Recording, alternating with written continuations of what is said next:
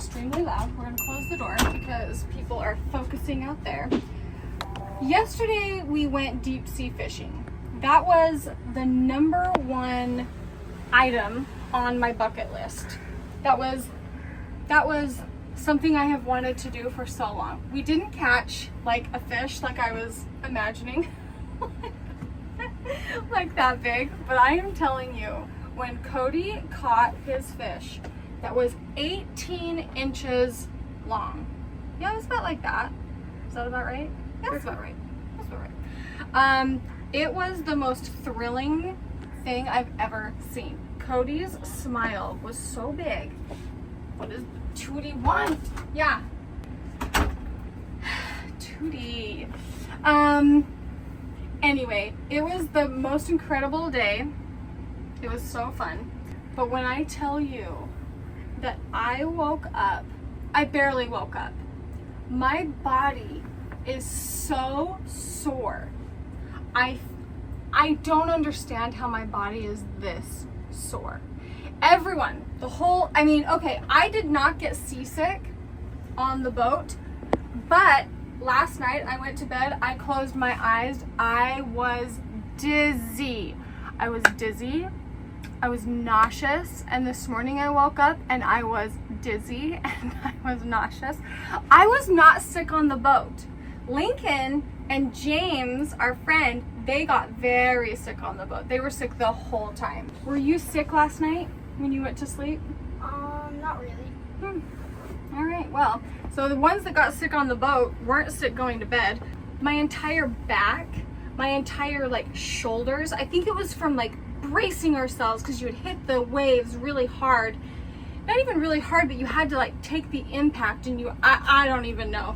But I feel very sore, very, very sore. Every muscle in my body is sore. I don't even understand. Anyway, today is kind of a recovery day. We have these after anytime we have a big activity. The next day, it requires a lot of time for Joel to edit. It requires a lot of time gathering footage off of, all of the different devices, and then there's always a huge mess. You guys know when you go do things, there's always a huge mess. There's always tons of laundry. And so that's kind of what we do. Olivia bathed lady last night, huh? Uh-huh. She did not want to take a bath. I'm sure I'm doing this a million ways wrong, but I'm just doing what I'm doing. Yeah, Olivia took Lady into the shower last night, and that was really nice, Olivia. That was a big day yesterday, and then washing her last night, that was really nice of you. Well, she needed a bath, and she usually come and jump on my bed and sleep by me. So you're and she stinks, and I don't want her to stink. So I took her to the showers, and I showered her first, and then put her under a towel, and then said lay down. She laid there, and then I took my shower, and then we both came home. She's being so good. She does not enjoy getting her hair cut, but she's a really good girl. Okay, stand up. Good she looks. Her face looks really good. Stand up. I like it short. I don't know if everybody else does, but in the family, the kids want me to leave her face longer. I like when her body's longer. I like when her face is nice and cut. And I'm cutting her body. Oh, lady, stand up. She's like, Mommy, you took this to my bum. Believe me, I don't like cutting your bum either. Stand up. Stay. Hey. You better listen. Yeah, it's help. Big trouble. You're such a good girl, huh, baby? Dad's just working on the washers. Don't even show that. I'm so sick of that stupid washer. It's the greatest thing. It's the greatest thing, but because of the vigor in which it shakes, I think it's shaken something loose. So, Dad's working on that. Yeah. Me and Lincoln are just watching a show. I painted my nails. Focus. I painted them pink. I want to paint my toes. It's been a really long time since I've painted my nails, and I just saw the boys. They were across the street, and I saw Cody. I saw Cody on the one wheel, Boston on his one wheel, but Cash, I think it was Cash riding the bike with the doggy basket behind him, and Boston was holding on to the basket being drugged. Of course. I don't like them on my bike. It's not your bike. Oh, okay. It's their bike. Oh. Oh. Do they have the doggy trailer on the bike thing? Oh, We need to get one for. Actually, no. We have the trek that has. Yeah, the we thing. have a trike with a basket. We should build an umbrella to stick on it so it has shade on it. That's a really good idea. It'd be so cute. They have little umbrellas that you can like clip to your hat, right? Your hat? Yeah, that we could clip to her baskets. No. Oh, yeah, we can find something, I'm sure. Stand up. Lady. I don't want to grab your crotch and hold you up. Me, baby. I have to lift her tail. Well, it's nice that you can actually get behind and like be at her bladder because before you couldn't. Got the camera. See, this is behind the scenes that you don't get. This is the day after, and we're just exchanging footage, exchanging, info. Yeah, Kind of it was fun. like 50. I want to turn around so I don't look at your butt while I film this clip. Inappropriately, I might add. My dad has a note that I wrote him that says, inappropriately, I might add. It's a inside joke. And my aunt, okay, so he has that card hanging in his closet because I gotta cover myself. I wrote that note to him 20 years ago. Has it been that long? Yeah, I think so, something like that. I was a teenager. Anyway, and he taped it in his closet. So when we moved in to my mom and dad's house, I moved everything out of their closet and moved our stuff in. And then my aunt is now living in my parents' house. And she said, she texted my parents and she's like, I don't know what that note means, but I didn't touch it. I just left. I walked out of the closet, and we just thought that was the funniest thing. Maybe that's funny to no one but me and my dad. Anyway, we thought it was so funny. He's like, nobody would know what that was. If I die, my dad dies. He's like, all those things, that we've had in our house. He's like, all of our inside jokes, they're just gone. It's kind of devastating to think about. Anyway, that's not why I turned the camera on to film you. I have to share with you some clips that I posted to Instagram last night. I've been looking for my family. We had a successful night of eating our tacos, our fish tacos that Cody caught for us. And then we actually have I think 25 fish that we need to fillet and get in our fridge and freezer, and found them at the fish cleaning station. And I think they recruited somebody that knows what he's doing, so hallelujah. I mean, tell me this is just not. Okay, I'm going to be very careful, and I'm going to watch where I'm going, because this is where Boston misstepped and fell into the ocean right here. This is where he fell into, so I'm being very careful. Tarpon jump out Really? 12 times. I mean, you can see look how narrow this is, and then you've just got ocean on all other sides of you.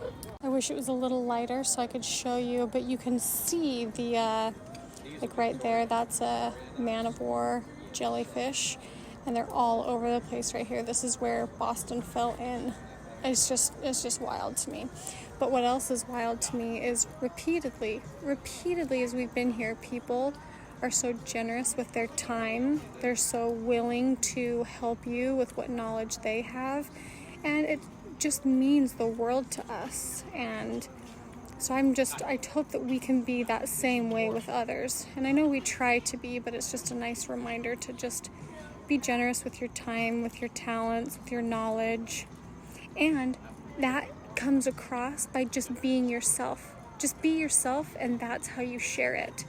And that's just a lesson I'm relearning and committing to in my mind as we're out here. So this guy, he lives across the street from us in his RV, and the nicest guy. We knew that he knows how to do fish because we've seen him, right? He's talked with us out fishing with the boys a bunch of times. I know he knows his stuff. And we have all these fish, and we don't know how to fillet them. Yeah. So he helps us fillet them, and I tell him repeatedly, I'm like, thank you so much for helping us. Thank you so much for, sharing your time. And he's like, no, it's no big deal. I'm like, well, it's no big deal to you because he used to do commercially. I mean, he said he'd do hundreds. Dozens and dozens of fish a day.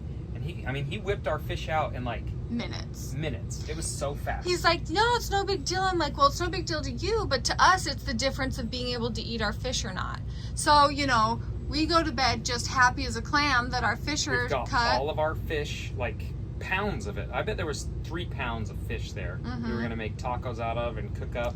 And then we had like a gazillion fish heads for shark bait. So we were like ready to roll, excited. Yeah, we were sitting like kings and queens last night. Oh yeah. So Joel gets up and goes running this morning.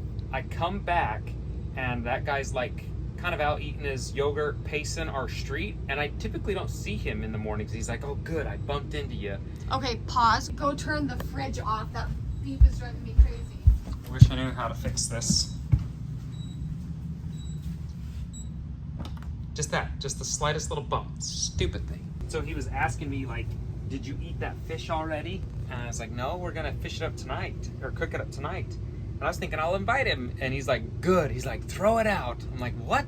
He's like, I woke up this morning, and he's like, I could still smell it on my hands even though I've washed them. And he's like, that is a bad sign for those fish. And he's like, last night it was kind of masked because it was low tide where we were cleaning the fish, and the seaweed smell was so strong. He's like, it must have masked it enough that I couldn't tell that the fish had turned bad. And so he's like, get rid of it. And then, which I was like, oh, that's a good saving. He hooked us up anyway, showed us how to fillet it, so we're good for next time. And then he walks into his trailer and comes out with 2 freezer bags full of fish that he had caught from Long Island, where he's from. And he's like, take this, cook it up instead. You'll love it. I mean, that is just the most generous, thoughtful, kind. He doesn't know us from anywhere. Anybody. But we've held conversations with him, out fishing, and he's just excited. And I've come to realize there are 2 kinds of people in RV parks. And one is like, they don't want anything to do with anybody else, and they're very grouchy. And then 2 is they will give you the shirt off their back to help you out in any single way. What's great is the nicer person is the more common you'll find in RV parks. I think you find a lot more common people just are so gracious. Every time I've been fixing something, like, how can I help? What do you need? What tools do you got? I'm like, oh, Jesus. Oh, it's just You have an incredible. audience of helpers, not just spectators. Yeah. I love it. I have a story time I could share, and if anyone's interested, I think I should share it about what you're just talking about, nice versus mean. Boy, howdy. Yeah, we just gotta finish up the old one. Oh, okay. I genuinely thought this just magically appeared. Oh, okay. No, I went grocery shopping and I got the things we needed. I got fabric softener, milk, and eggs. Oh Name that movie. Name that movie. Wait, what is it? Willy Wonka. I went grocery shopping. I got fabric softener, milk, and eggs. Oh, I know. Yep, hold on. Good job. Yep. Good girl. That's the first one. It was the way you said it. That's funny. Okay, can I start this now? Yeah. You good, girl? Oh, were you holding off starting it I didn't want it to be before loud. it like? And then the camera to be. Good morning, guys. Good morning. Okay, and how cool that guy was. I wish you guys could have seen. He brought us over to his RV and he was showing us pictures. He used to fish commercially as well. Well, he's a retired FDNY, which is super cool. What is that?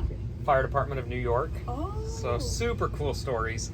And then after he retired, he was like, well, I want to pay for my hobby. So he joined a commercial fishing group for like 5 or 6 years or whatever. I mean, that's just incredible. And then he's got his own boat up there. But then when he comes down here, he fishes really, really hard here. And then scuba dives. He's diving today. He caught me this morning before he went out for a dive. Oh, I was so jealous.